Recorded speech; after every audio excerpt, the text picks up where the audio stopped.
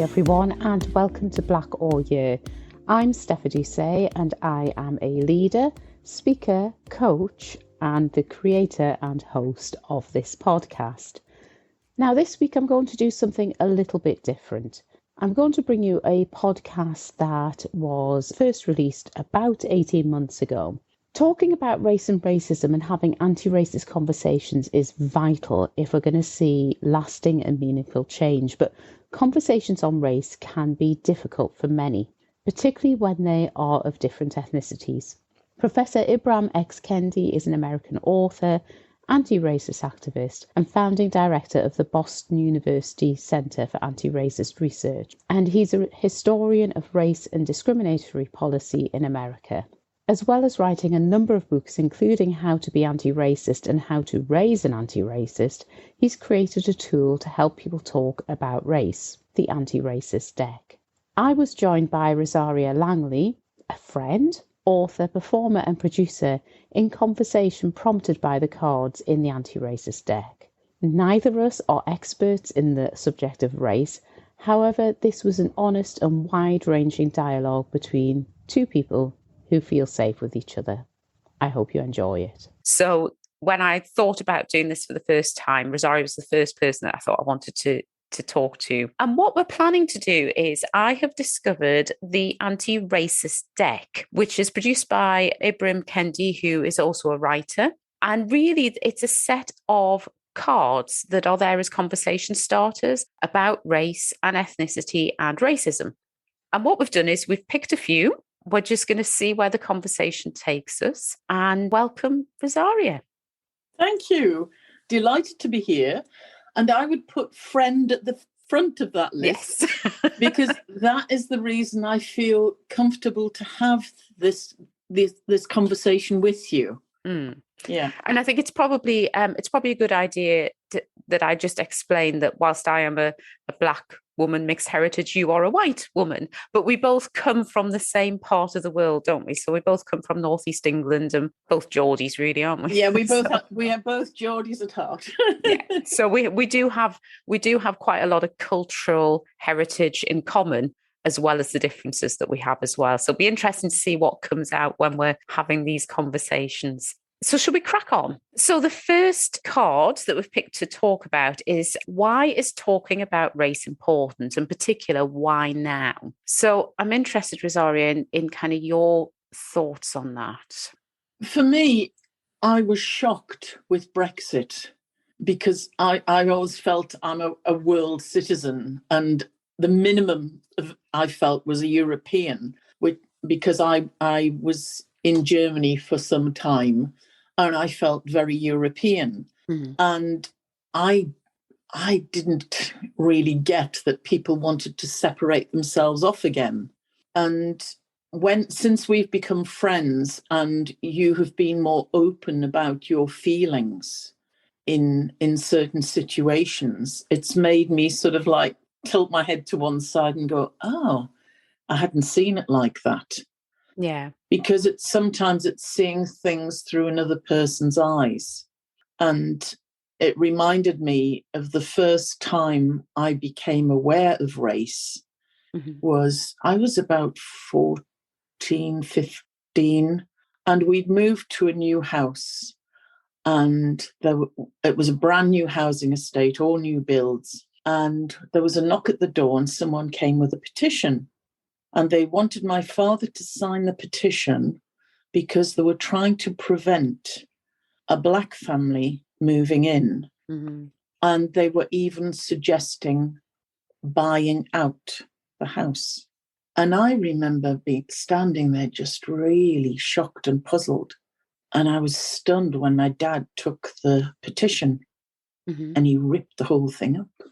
Good for him. Yeah, and I thought, thank goodness for that, because for that moment, when he said, give me that here. Mm-hmm. You thought he was going to sign. And I thought he was going to sign. And I thought, oh my God. And he was the first one to go around and call on them and invite them round. And it was just, oh my goodness. Yeah. I found it stunning. Yeah.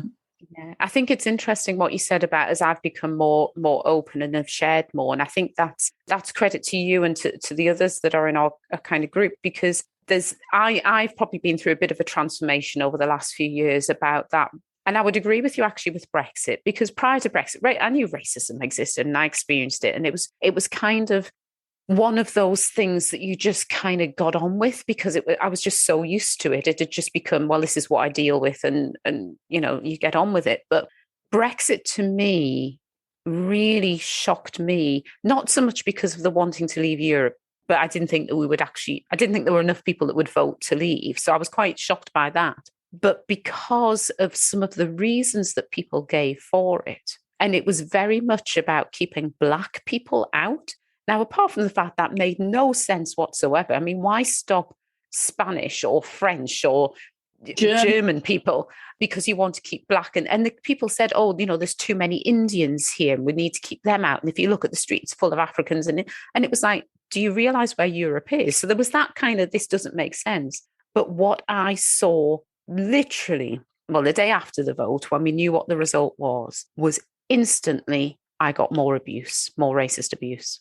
I had people shouting at me in the street. Now, that hadn't happened for 20 years. And I think what it did in this country was Brexit legitimized the racism and it emboldened the racism. So I think what we've had since that vote, which was 2016 or something now, it was ages ago, is it's got worse because people have felt that the Brexit vote has given them permission to behave in that way. And so I think having that and then the safety of being able to talk with the group of women that we have has meant that as I've been on this journey about I need to get more vocal about this and I need to do something about it, I've felt safe with you in talking about some of that.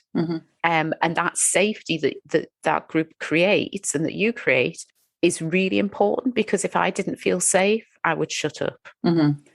90% of the time. So for me, I think it's important because we're now I almost feel like we're back in what it was like in the 80s, where we have to speak out because this is becoming commonplace. That kind of racism is becoming commonplace. But what we're also able to do is to highlight the impact of the more structural racism and discrimination that perhaps it was harder to talk about back then. I remember being shocked by a woman at the bus stop just after the vote had come out. And she started the conversation by saying how great it was and she'd voted to leave. And she was sort of really thought it was a great thing. And I said, gosh, I don't. And I said, I don't know about you, but I said, you certainly look as though you've got Viking and Border Reaver blood in you. And I said, I know I have. And if we go way back, the Reavers, these lands were called the debatable lands because there was always this fraction between Scotland and England. Yeah. And so it was passing back and forth. And the Vikings, the stories of the Vikings, certainly our version of them is of rape and pillage. But again, that is our version in this island.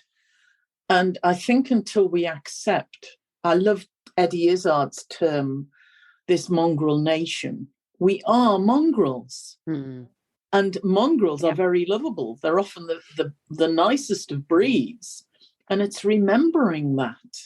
Mongrel may not sound a very nice term, but it produces some beautiful, beautiful characteristics and offspring. Yeah. Yeah, and I find it interesting because people talk about, the indigenous British, and it just makes me laugh whenever anybody uses that term, because as you say, what on earth is an indigenous British person? Britain didn't exist. It's a collection of tribes and peoples, and we've had immigration and kind of crossbreeding, for want of a better term, for hundreds and hundreds of years. So this idea of the indigenous British person as being this pure blood is an absolute nonsense. But the difference is, I suppose, between me and you is, whilst you know that you are made up of a number of different countries and backgrounds and things, most people would look at you and say, well, you're an indigenous Brit because you're a white woman. For me, my difference is kind of written all over my face, literally. So, and people will not look at me and say she's British. And I think the fact that people like me get the question of where are you from all the time. And then when I say Newcastle, they say, yes, but originally. And if somebody's saying, I'm really interested in what your ethnic makeup is, because I'm really fascinated by that type of thing. I love to talk about my Geordie heritage and my Ashanti heritage. I love it because they're both really rich cultural backgrounds.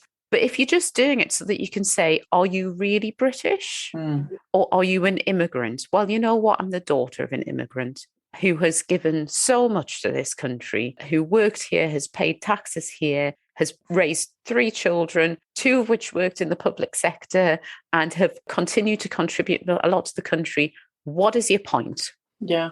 It's just annoying. It really is annoying that becomes the thing that people want to define me by. It's do you belong here? Yeah, for me, I've now become wary of asking that question. Whereas for me, it was always about, I'm interested in you. And it isn't, and I ask it of everyone. Yes, I sometimes hesitate because of this. I don't want to be perceived as being racist, whereas for me, it's about interest in an individual. For me, it's not about the colour of your skin. And in fact, I remember once I was asked where my friend was when I was at a workshop. He said, your black friend. And I couldn't think who he meant. And he had to give me much more description. And then I said, and I said her name. And afterwards I said, how could I forget you were black? And she said, because you don't see that in me. You know, it's not that she is very black with afro hair, but that isn't what strikes me about her. I describe other things about her first. And I think that's a really challenging one because I know what you mean when you say, actually, that's not the first thing that you think of when you see that person. And actually, I suspect that with me, that's not the first thing that you think of when you think of me. You probably don't think about my ethnicity and my race. Yeah. And that's because you know me. So actually, you have a relationship with Steph, the person, not just an image of Steph, the black woman. So I think, so I do understand that. I think that the challenge that a lot of black people have is when people say, I don't see colour. And I don't think that's what you're saying. No, it's not. Yeah, because when somebody says to me, I don't see colour, what they're saying is, I don't see part of who you are because my colour has affected my life experiences and it's helped shape who I am. And my colour isn't just my colour, it's my culture and it's my heritage. Yes. And so often when people say, I don't see colour, and they think that's a really positive thing, to me, that's like saying, Risaria, I don't see that you're a woman, or I don't see that you're a Geordie. And actually, the thing that really annoys me about it is there's almost an inference of, because I have had this, where people will say, I don't see you as a black woman. I see you just like me.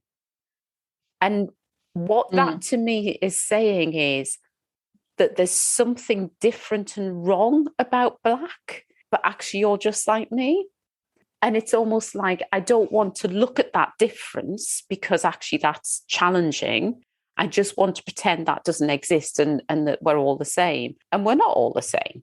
You know, you and I are both women, but we're not the same as women. we're different. Yeah. And that's the good thing about life. It's the difference. It's I love learning from you about, because you've had the most amazing career and experiences and things that I haven't had and can't ever imagine having. And I really enjoy that about you. And I enjoy your different perspectives on some things. And it helps educate me and it helps me grow and it helps challenge me and all that type of thing. So to pretend that we're all the same just seems nonsensical to me, I think. No, and what I love about finding out about people is that because I love everyone's uniqueness.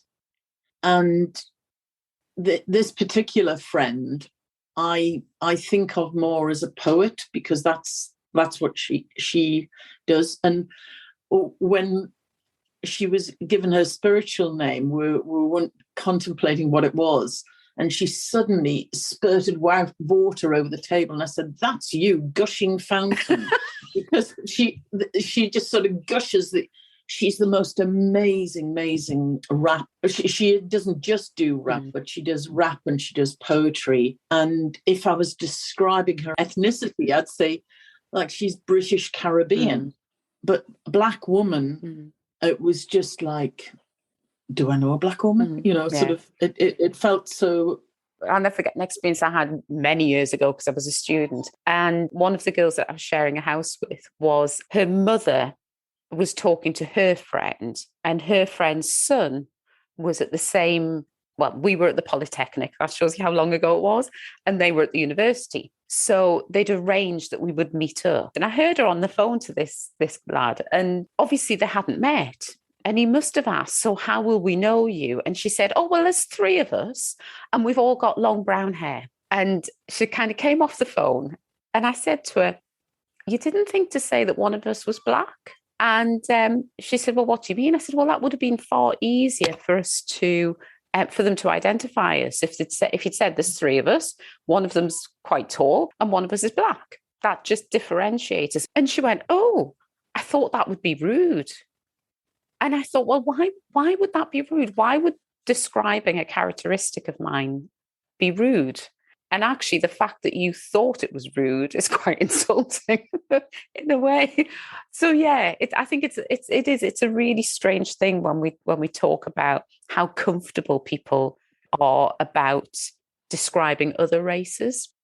And this brings up something that my son has brought up with me, because I studied law in the 70s, so we were looking at racism.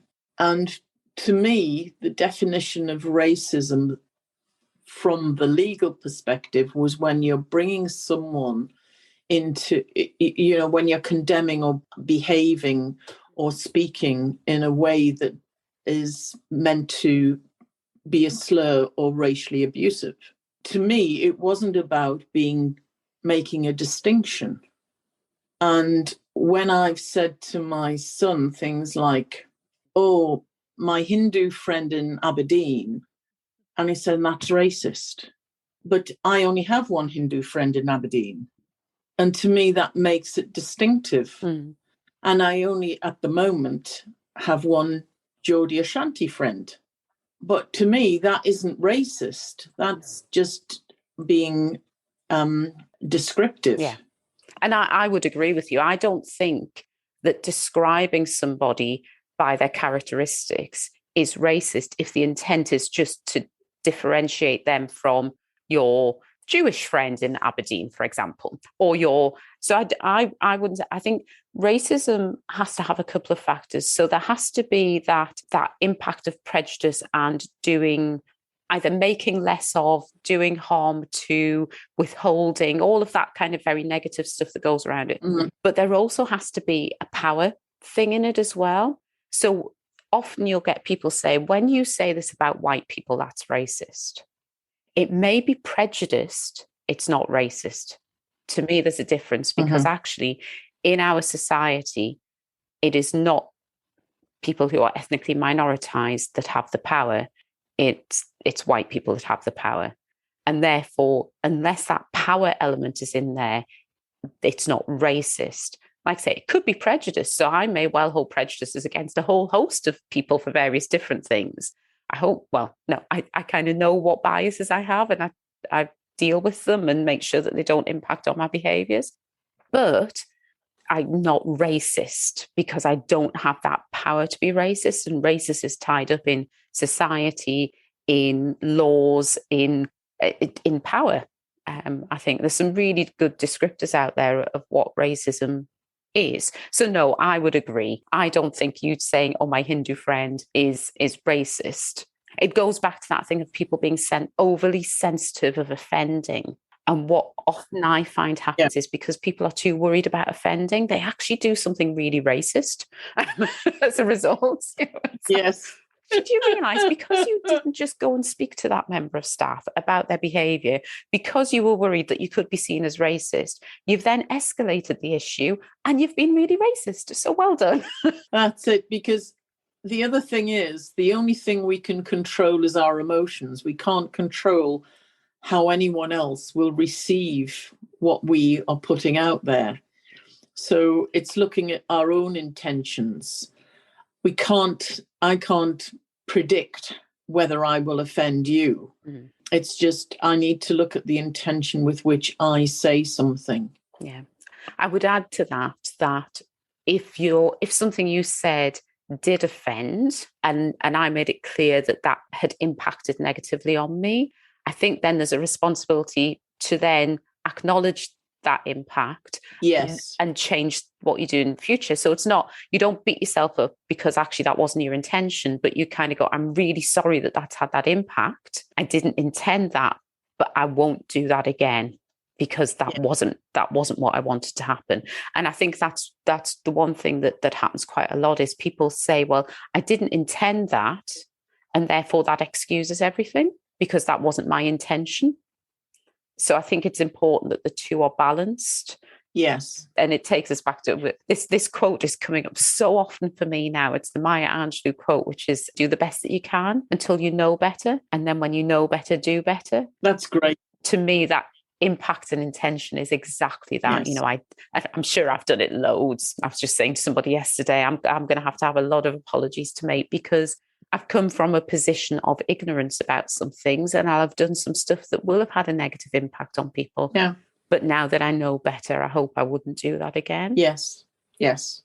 And that is where I'm going to pause my discussion with Risaria for now. I hope you enjoyed listening to that as much as I enjoyed listening back to it. There was much more, and I'm going to share that with you in part 2 next week. I hope you've enjoyed that episode of Black All Year. It would be great if you could subscribe and review, because not only will it make sure that you get the content, but it'll help other people to find it too. Take care.